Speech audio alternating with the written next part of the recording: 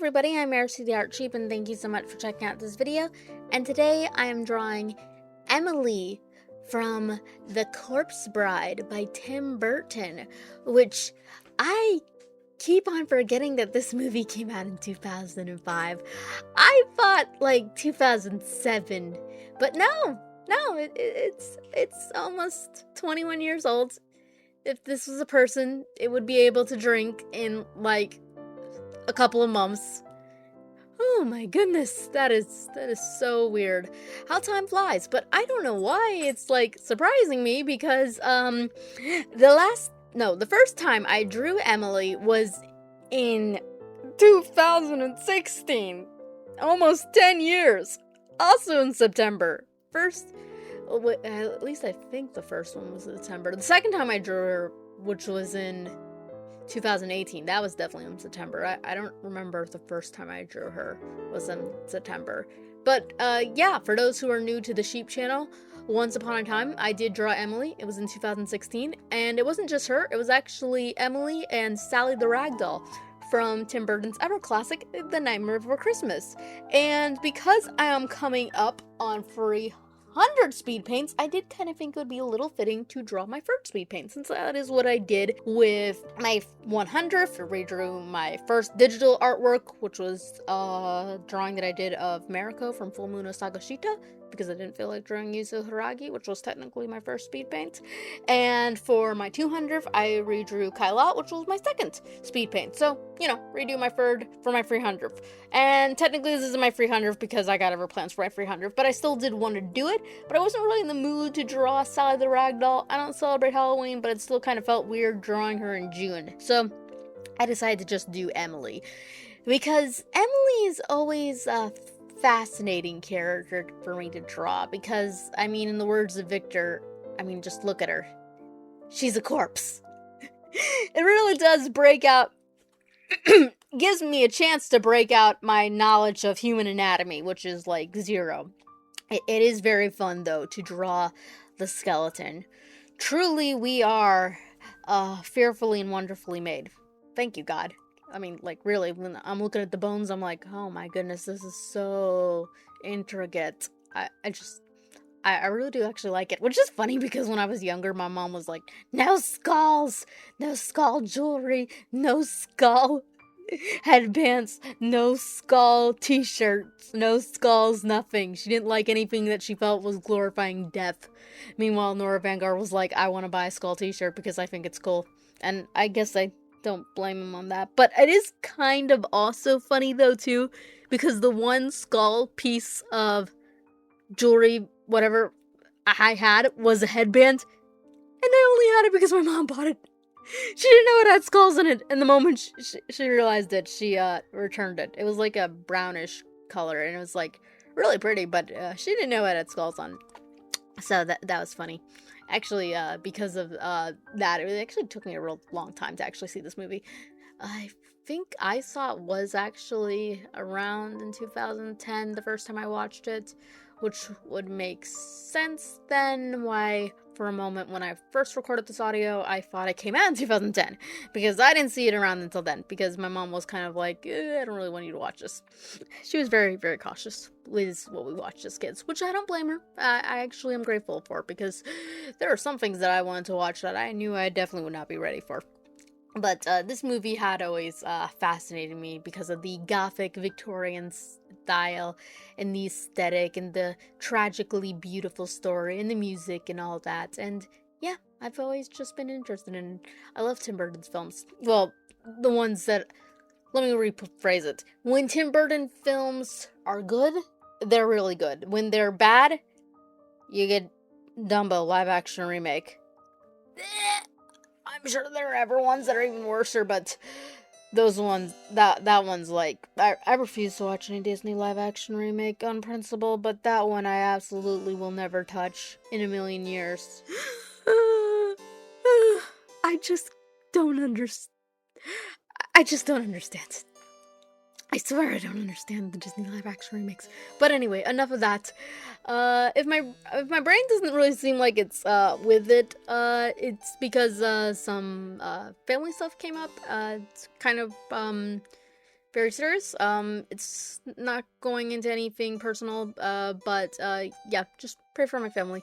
I was almost tempted to not do this video with narration just because, but I thought maybe recording the audio might be good for me. And yeah, it has been. I got out a laugh, so yeah, that's always fun. The roses were a little bit hard because it was like, I really just want to use a rose brush because I'm lazy. But I think they would be technically kind of withered. That was kind of the hardest part when drawing Emily, is trying to figure out what would be decayed and what wouldn't be, because not everything's 100% accurate to the actual decomposition of Flower's dress and body. Because if it was, then I'm not sure if there will really be anything left of her. Fans debate on how long she's been dead. I know some people have said like 9-10 years. Other people have said not as long. Some people have said even longer. I don't know. I think 9 years kind of sounds right, but if it was and she's like under like a damp and then wet, cold tree, it just doesn't.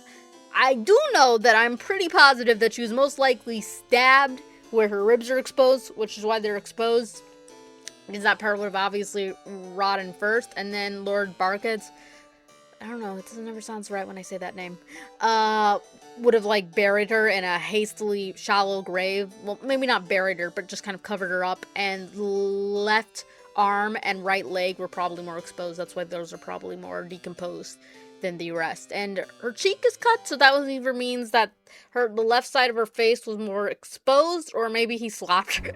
Maybe he slapped her before he stabbed her. I don't know. It is confusing. I remember coming across this one really crazy Fury video when I was younger. It was like, was Emily and Victoria sisters? But before it even got to that point, it started making ever kind of just weird points. I think one of them, if I remember correctly, one of them was suggesting that Lord Barkis was gay because he never married the woman. I mean, he never stayed married to any of the women for very long, and he didn't have kids. At least that's how I think it went. And I'm like,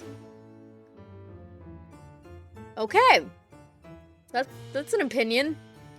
I mean, if you want him to be no skin off my teeth, but it's like, I think it's just because he's a murdering freak and he doesn't have kids in the mind because he's short-sighted, like most psychopaths are. They don't think in long term. But whatever. I mean, it doesn't affect the story, so if you think whatever you want to think. All I do know is I wasn't the only one. I was not the only one who was like, wait, what? Anyway, I think I lost my train of thought. So the first time I drew Emily, I ended up drawing her really cute in Moe. Same thing with Sally. It actually looks really adorable. To be honest, I actually am kind of so proud of it. And then the second time I tried to draw them a little bit more serious and solemn, but I ended up putting too much meat on her. Emily was a little too plump for a corpse. I mean, it looked like a healthy body fat, and that technically would not be the case. That drawing also wasn't full body size. This one is, and the first one was, but the second one was not. And I kind of wish it was, because it was really fun drawing her leg. Although, is that her, on the leg that's showing bone, is that, please tell me that's her, that's like a tight that's rolled down and not her, skin. Because if it was, I think that part would be a little too much for me. Like, she's already falling apart. Nasty. Sad, but nasty. If that was her skin, that would be like, okay. Okay.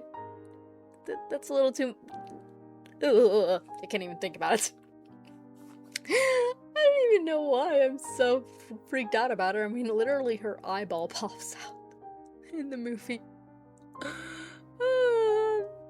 And the movie was really fun, and I haven't watched it in a while. Wait, do I own it? I forget. I know I own Coraline, and I know I own Nightmare Before Christmas. And yes, I'm aware Henry Selick was the one who directed Nightmare Before Christmas, and Henry Selick was the one who did Coraline. Tim Burton wrote Nightmare Before Christmas and directed Corpse Bride. I am aware of that. And it is sad that Henry Selick, am I pronouncing that last name right? Probably not, doesn't get, like, the proper credit for Nightmare Before Christmas, but, I mean, it was originally Tim Burton's poem, so I kind of feel that it is sort of his still. I mean, I do think that Henry Selick should get the recognition, but at the same time, I mean, it is probably more Burton's story than Henry Selick. I don't know, that's just my opinion. Oh, the music, that's another thing I love about all three of them, is that they all have really good music. Danny Elfman didn't do the music for Coraline, but it's still good. But yeah, Corpse Bride and Nightmare Before Christmas, I own the complete soundtracks of them. I even owned Nightmare Before Christmas Revisited. I even own the bonus songs. The Oogie Boogie one by Tiger Army, and the Sally song by Scott, it's on the tip of my tongue. I want to keep on saying Scott Melville, but that is not right. That is the actor who plays Robin from Teen Titans. So no, not them. Let's see. Scott Murphy. Yeah, Scott Murphy. Which the very first time I heard that was like, oh wow. It's like a fast rock version. It's in Japanese. I love it. I absolutely love it. Which is why I was also for the special Japanese edition of the soundtrack. I really do love the soundtrack though. Except for the Marilyn Manson, This Is Halloween. I don't like Marilyn Manson. He sounds like he's got a trash can stuck in his throat. Just, never been my cup of tea. Corn One's Kidnapped Santa Claus is also pretty rough. Anyway, for the drawing, yeah, it definitely was fun just going back and drawing something that I first did 10 years ago. It really does show you how much I've improved. At least I hope I did. I'm pretty sure I did. The only reason why I'm kind of in debate, though, is because, so I asked this on Twitter, I mean, like, when you're redoing a drawing, is it fair to, like, use different tools? Like, obviously I'm using different tools because the very first time I drew her was in GIMP. In fact, when you actually look at the drawing, you can see some parts where it's still transparent because I didn't know how to properly do the background, because it's like, oh, I don't see anything, so I guess it's there. But then you open it up and you see the checker because it's transparent. But anyway, you're like, okay, well, I can't use the exact same tools because I used GIMP for the first one and I used clipstudiopaint for this one, but it's like, should I just use the brushes or should I use some acids like the lace and the flower brushes and stuff like that? Because it's like, that stuff isn't I'm drawing, it's stuff I'm using. But at the same time, it still takes an artist to use those properly, because if you just throw it on there, it's gonna look a mess. That's the one thing I've always said, is learn to use acids smart. Anyway, for the background, I just did the forest scene that is in, when she wakes up, because I absolutely love that forest. The design is absolutely very gorgeous, and I like how it's very eerie, but also kind of heavenly in a weird way, which, yeah, definitely makes sense. Very romantic, but also creepy. And I just love the twisty twirls. That's a word. The twisty swirls of the trees and stuff. And so I really wanted to capture la beauty. And it was very nice. And I just finished it today. And I was very happy with it. And it was just overall a very fun drawing to do.